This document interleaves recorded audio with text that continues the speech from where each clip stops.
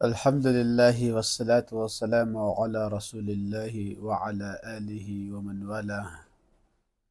Wa ashhadu an la ilaha illallah wahdahu la sharika lah. Wa ashhadu anna Muhammadan abduhu wa rasuluhu ma ba'd. Assalamualaikum warahmatullahi wabarakatuh. Mga alipin Allah subhanahu wa ta'ala, mga tagapakinig. Muli ay tayo ay magbibigay ng payo.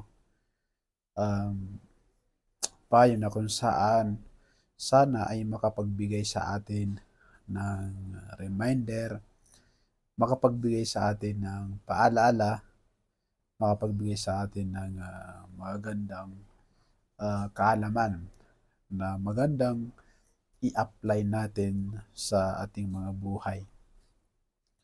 Ano itong reminder na ito?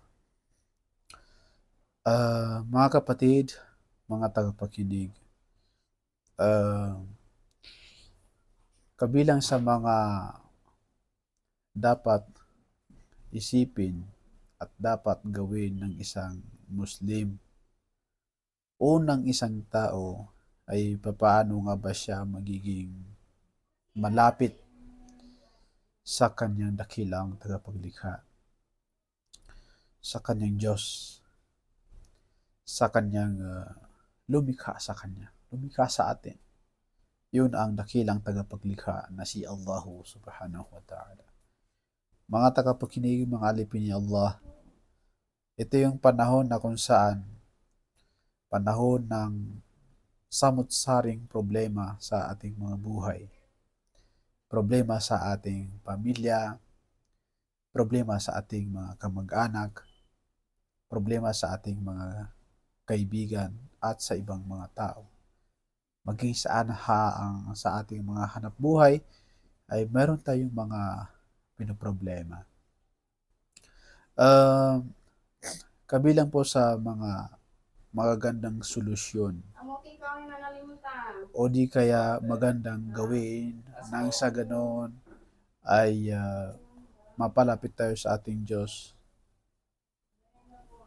at upang masolusyonan ang ating mga problema ay yung pursigihin ng isang alipin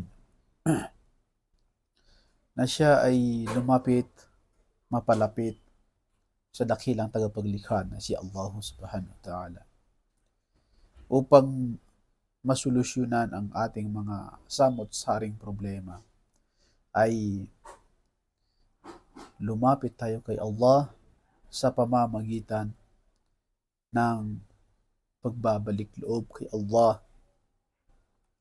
pagtitiwala sa Kanya, pagtitimpi, panalangin o dua kay Allah subhanahu wa ta'ala na tayo ay Kanyang patawarin mula sa ating mga nagawang kasalanan. Sapagkat kung ikaw kapatid ay namomroblema at hindi ka man lang nagbabalik loob kay Allah, hindi ka man lang nagtitiwala sa Kanya, ay kahit anong pursigi mo pa niyan, kahit anong gawin mo pa niyan, ay kailanman ay hindi mababago. Napakaraming mga aya, mga salita ni Allah na Kanyang sinabi.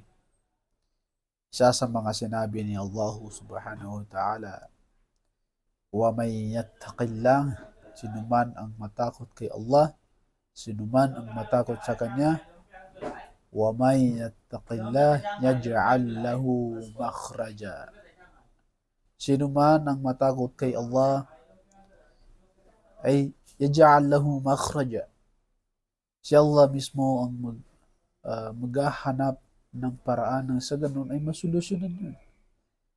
Siyempre, matatakot tayo kay Allah sa pamamagitan ng pag-iwan sa mga karumal-dumal, mga kasalanan, mga ipinagbabawal ni Allah subhanahu wa ta'ala, mga haram, mga ipinagbabawal, at sundin ang kanyang mga ipinag-uutos. Yun po ang pagkatakot kay Allah subhanahu wa ta'ala. Yaj'alahu makhraja.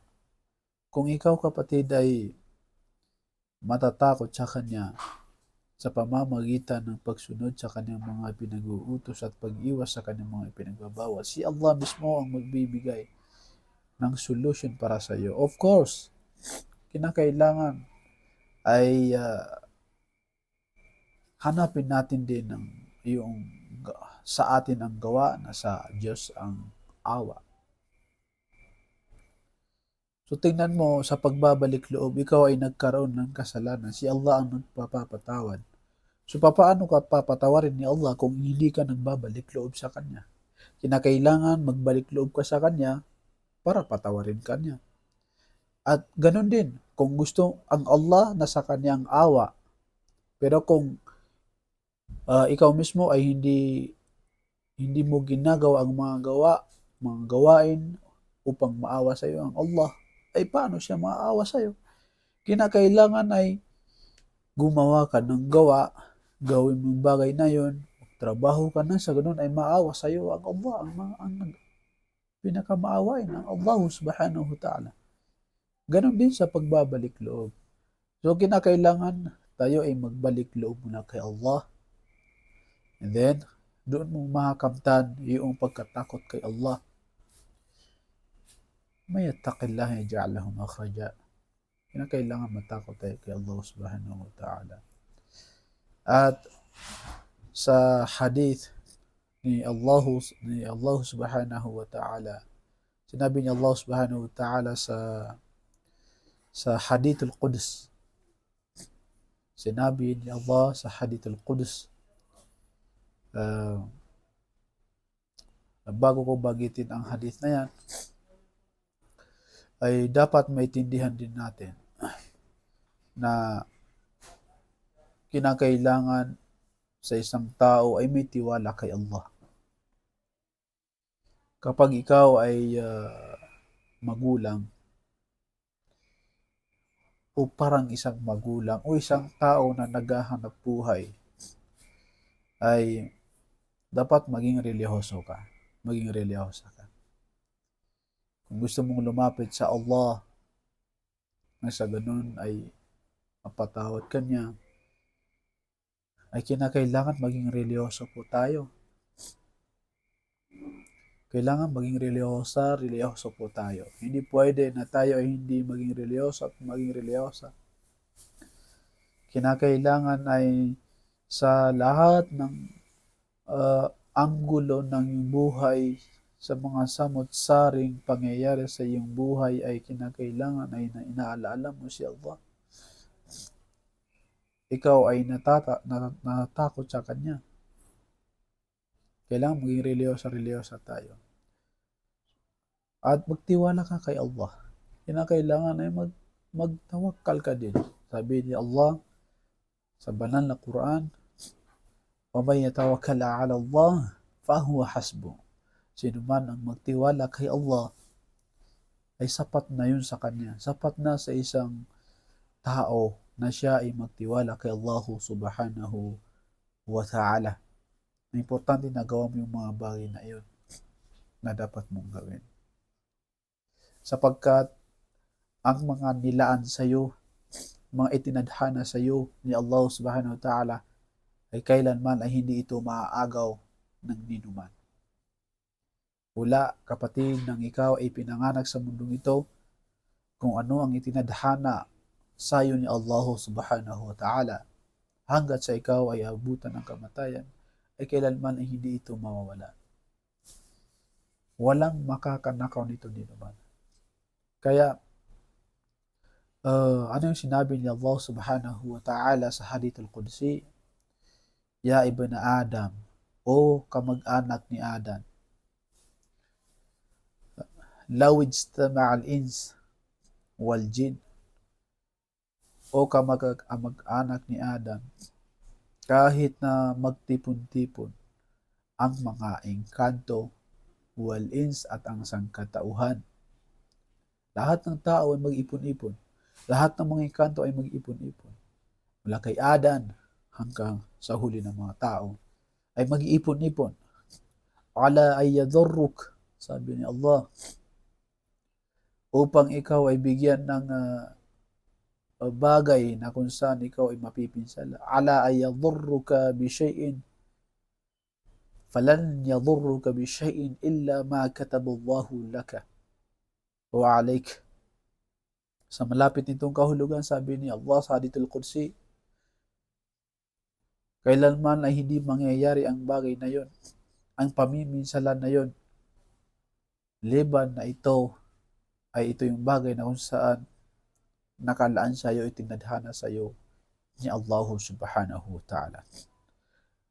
Walaw ijtama'a al-ins wal jin ala ay yanfa'uka, at vice versa, kahit na nagtipon-tipon ang mga engkanto at ang mga kamag-anak ni Adan upang ikaw ay bigyan nila ng kabutihan, falan yanfa'uka bi shay'in, kailanman ay hindi ka nila mabibigyan ng kabutihan, illa ma katabahu Allah laka wa alayk, liban sa mga bagay na kung saan itinadhana sa iyo ni Allah. So, ang hadith al-Qudsi na ito ay maintindihan natin na ang pagtitiwala ay sa Allah sa mga alipin. Pagtitiwala natin kay Allah subhanahu wa ta'ala. Pagkaraan mo gawin ang mga bagay-bagay, nagtrabaho ka, takot ka kay Allah subhanahu wa ta'ala, ay pagkaraan nun ay magtiwala ka kay Allah subhanahu wa ta'ala. Inuulit ko mga kapatid, mga tagapakinig, mga tao na kung saan ay hirapan sa kanilang mga problema, mga samot-saring problema, kinakailangan magtiwala tayo sa Allah. Kinakailangan magbalik loob tayo kay Allah. Kinakailangan ay maging reliyoso tayo kay Allah sa ating buhay, sa ating tahanan, sa ating mga trabaho, sa ating mga kaibigan, at sa ibang bagay-bagay na kailangan maging reliyoso tayo mga kapatid. Ang mundo ay problema lang. Tahanan ito ng mga hulungan ito ng mga mananampalataya. Kapatid, may kabilang buhay kapatid sa pananampalatayang Islam, mga tagapakinig. Kaya magtauba, balik loob, magtiis, magdua, magmanalangin kay Allah subhanahu wa ta'ala. Hanggang dito lang ang gusto kong may bahagi sa inyo. Assalamualaikum warahmatullahi wabarakatuh.